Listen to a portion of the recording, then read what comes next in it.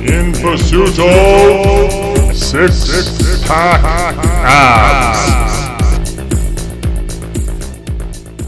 Hey, this is Joshua and welcome back to In Pursuit of Six-Pack Abs. This is part 6, and today we're going to pick up where we left off last time and look at day 2 of the Metabolic Drive phase. Today we're going to look at lower body training. So like last time, we're going to still be doing supersets, so a push movement coupled with a pulling movement. And the first superset pair is a squat variation supersetted with a hamstring exercise. So there are a couple of different variations of squats you can use. A simple one is a goblet squat where you hold a heavy dumbbell in front of your chest, squatting down to slightly below parallel. In the top right hand corner you can see a barbell back squat being performed. In the top left it's a barbell box squat. When using a barbell you can certainly handle a lot more load, but for safety reasons it's recommended to use a squat rack.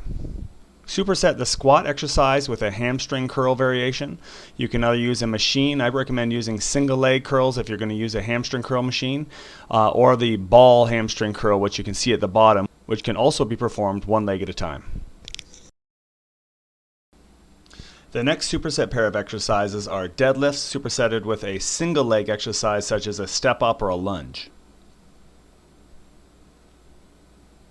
The deadlift is one of my favorite exercises. It's a full body movement, even though it targets primarily the lower body.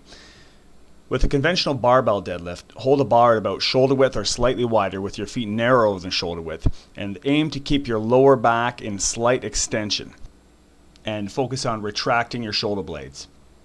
You are bending at the knees, but as opposed to the squat, this is a hip dominant movement, not a knee or a leg dominant movement. At the top right, you can see an example of a single leg deadlift variation, which is also a challenging alternative, especially if you have muscular imbalances. Superset the deadlift variation with a single leg movement such as a step up as shown here, or in the top left you can see a split squat where you elevate your back leg and focus the load on the front leg as you go into a one-legged squat or a single leg lunge variation. With the step up, focus on pushing through the top leg and not giving yourself assistance or a bounce off of the bottom foot. And with a lunge, as you can see in the top right, you can perform either a forward lunge or a reverse lunge. Again, the leg that's in front should carry the majority of the weight.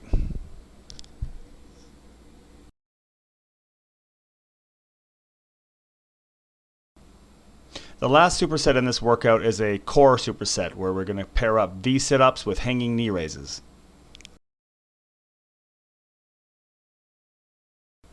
The V setup is a great core exercise, but it requires a little bit of coordination as you have to stabilize or balance at the top with only your butt touching the ground. You're going to do a full sit-up and extend both legs at the same time.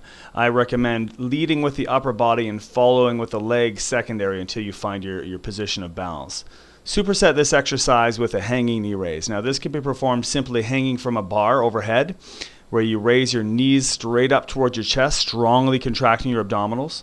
And this can also be performed with as a straight leg raise, which is a little more challenging. You can also use these elbow straps, which basically minimize the involvement of the upper body.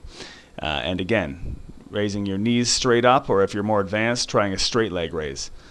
Remember with this program to keep the intensity high, and on your last set, really push yourself through fatigue. Check back next time for day 3 of the program. Till then, train hard.